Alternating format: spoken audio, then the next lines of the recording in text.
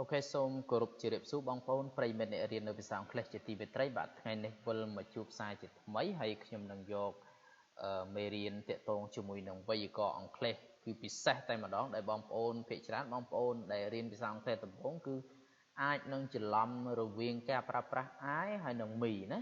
ព្រោះអានេះវាសំខាន់ណាស់នៅពេលដែលបងប្អូនសរសេរប្រយោគក៏ដោយបងប្អូនយកទៅនិយាយក៏ដោយបើបងប្អូន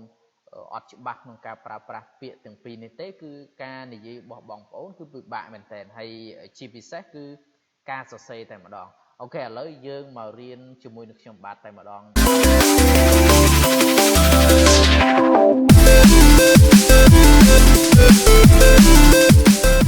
អូខេអញ្ចឹងជាទូទៅខ្ញុំដាក់ណាបើនិយាយពីខ្ញុំដាក់នៅក្នុងចំណងជើងគឺរវាងការប្រើ I ហើយនិង me ប៉ុន្តែខ្ញុំនឹងយកមកទាំងអស់តែម្ដងមកបរៀនបងប្អូនគឺទាំង I you we they he she it ណាហើយនឹងមួយទៀតគឺ me you us them him her it អញ្ចឹងបងប្អូនរៀនវីដេអូរបស់ខ្ញុំបាទនៅក្នុងវីដេអូនេះគឺបងប្អូនមើលតាំងពីដើមរហូតដល់ចប់ទៅបងប្អូននឹងចេះហើយអូខេអញ្ចឹងខ្ញុំបញ្ជាក់ម្ដងទៀតណា I you we they he she it ទាំងអស់នេះ I 1 you 2 we 3 they 4 he 5 she 6 it 7អញ្ចឹង7ចំណុចនេះគឺក្នុងភាសាអង់គ្លេសគេប្រើពាក្យថា nominative case ណា nominative case មានន័យថាគេប្រើនៅក្នុងទម្រង់មួយដែលប្រើជាប្រធាននៃប្រយោគប្រធាននៃប្រយោគបងប្អូនដឹងហើយខ្ញុំឧទាហរណ៍ជាភាសាខ្មែរសូម្បីភាសាខ្មែររបស់យើងក៏មានជាទម្រង់នៃប្រយោគដែលមានន័យថាជាប្រធាននៃប្រយោគណាឧទាហរណ៍ថាខ្ញុំកំពុងអានសៀវភៅណាគេនេះអានណាណាគេនេះអានគឺខ្ញុំហ្នឹងគឺជាប្រធាននៃប្រយោគណា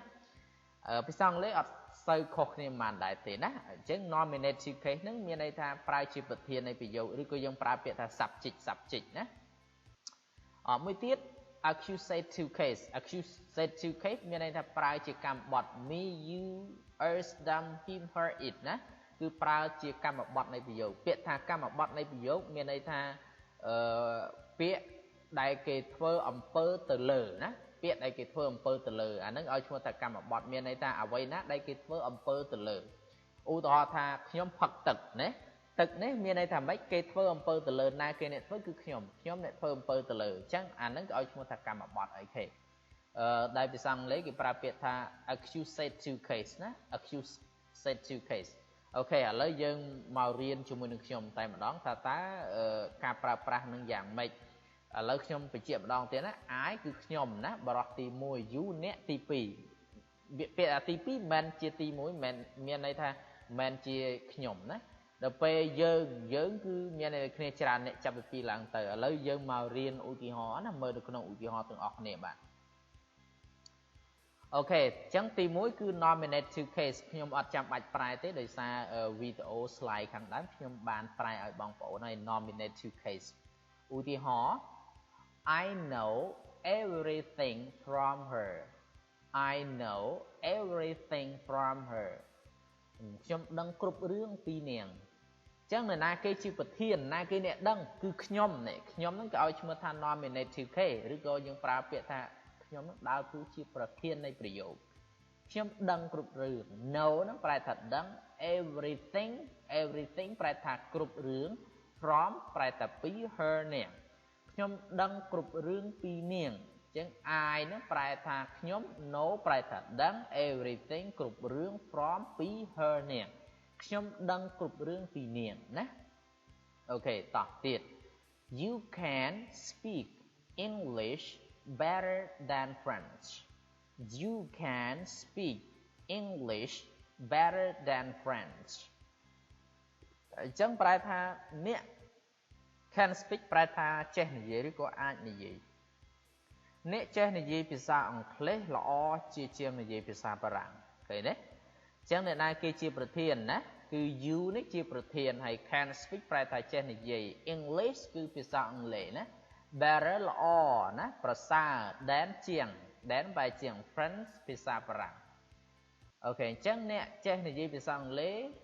ល្អជាងភាសាបារាំងអញ្ចឹងនរណាគេជាប្រធាននៅក្នុងប្រយោគនេះគឺ you ណា you នឹងគឺជាប្រធាននៃប្រយោគ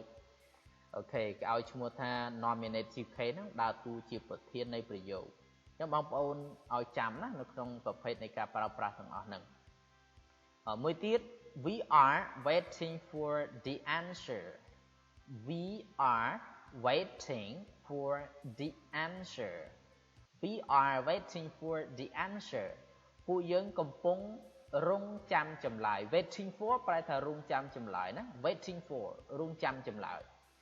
អញ្ចឹង we នេះគឺជា nominative case មានន័យថាដើរតួជាប្រធាននៃប្រយោគសួរថាអ្នកណាគេកំពុងរង់ចាំគឺយើងណាយើងអញ្ចឹង we are waiting for the answer ហើយ are នេះហេតុដែលបានប្រើ are ដោយសារតែ we នេះគឺជា plural subject មានន័យថាប្រធានរបស់វាគឺជាពហុវចនៈពាក្យតែពហុមានន័យតែច្រើនគឺមានន័យថាចាប់ពី2ឡើងទៅហើយអូខេតទៀត he is the principal of Ung Thung Primary School he is the principal of Ung Thung Primary School គាត់នឹងគឺជានាយកសាលាអូខេ principal ប្រែថានាយកសាលាអញ្ចឹងគាត់គឺជានាយកសាលានៃសាលាបឋមសិក្សានៃសាលាអូខេបឋមសិក្សាអឹងធួងណាអូខេអឹងធួងហ្នឹងគឺឈ្មោះរបស់គេបងប្អូនត្រូវចាំឈ្មោះរបស់គេគឺសរសេរអក្សរធំជានិច្ចណា capital letter ណាអូខេសួរថាតើក្នុងប្រយោគនេះណាជាប្រធានគឺ he ដើរតួជាប្រធាននៃប្រយោគណាអូខេមួយទៀត she is from Battambang she is from Battambang នាងមកពីខេត្តបាត់ដំបងអញ្ចឹងសួរថាតើក្នុងប្រយោគនេះនរណាជាប្រធានគឺ she ណាប្រធាននៃប្រយោគណាមួយទៀត it is a great way to succeed in trouble problems it is a great way to succeed in trouble problems វាគឺជាវិធីដ៏ល្អបំផុតវាគឺជាវិធីដ៏ល្អមួយដើម្បីជោគជ័យនៅក្នុងបញ្ហាដែលស្មុគស្មាញ trouble ប្រែថាស្មុគស្មាញប្រែថាវារញ៉េរញ៉ៃណាអញ្ចឹងនរណាជាប្រយោគណា it ហ្នឹងគឺជាប្រយោគហើយពាក្យ a great way ប្រែថាវិធីដ៏ល្អមួយ to succeed ដើម្បី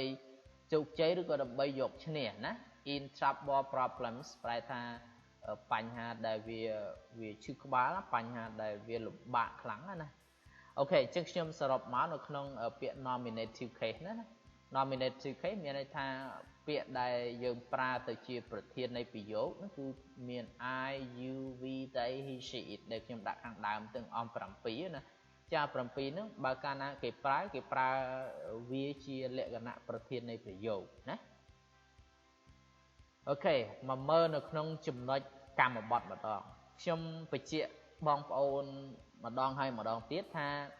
កាលណានិយាយទាក់ទងជាមួយនឹងកម្មបត្តិពាក្យថាកម្មបត្តិមានន័យថា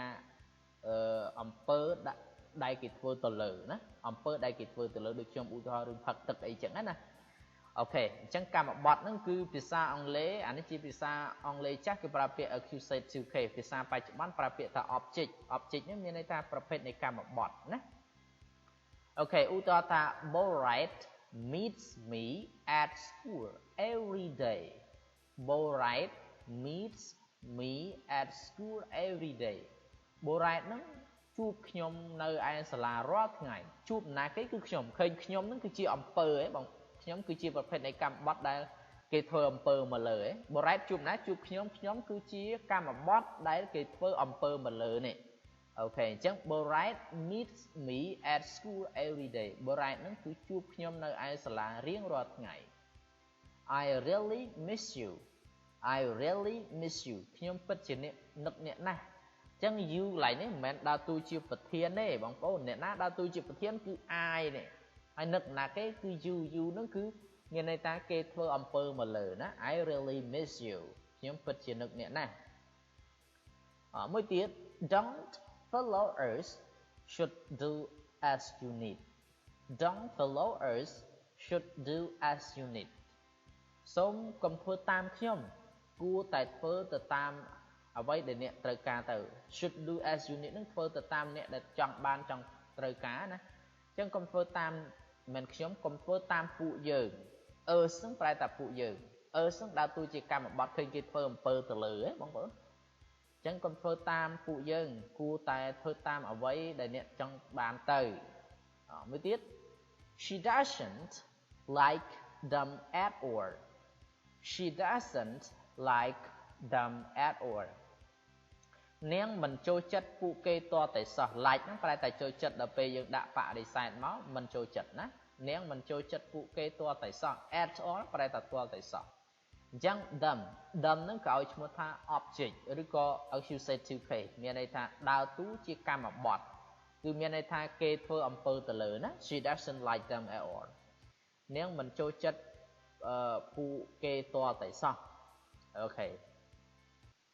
ទៀត Tell him not to come here again Tell him not to come here again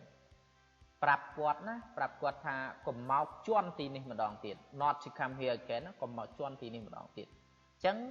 him ហ្នឹងក៏ឲ្យឈ្មោះថាកម្មបត្តិមានន័យថាគេធ្វើអំពើទៅលើណាគេអញ្ចឹង tell him not to come here again ប្រាប់គាត់ណាថាកុំមកជន់ទីនេះម្ដងទៀត Never tell her my secret it seems very shy Never tell her my secret it seems very shy ប្រែថា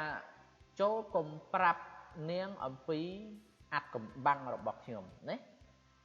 វាមើលទៅឬក៏វាទំនងជា